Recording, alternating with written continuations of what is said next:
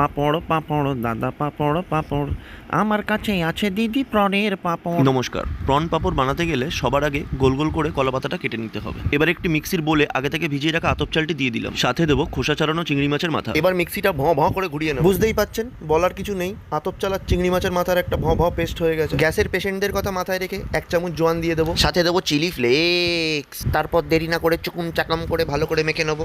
আর দেরি না করে একটি গোল কলা পাতা হাতে তুলে নেব, তাতে দিয়ে দেবো আতপ চালার চিংড়ি মাছের মাথার পেস্টটি। কলা পাতার গোল সার্কেলে ভালো করে লাগিয়ে নেব। শিবানী বৌদি গো, তোমার পাপড় হিট গো।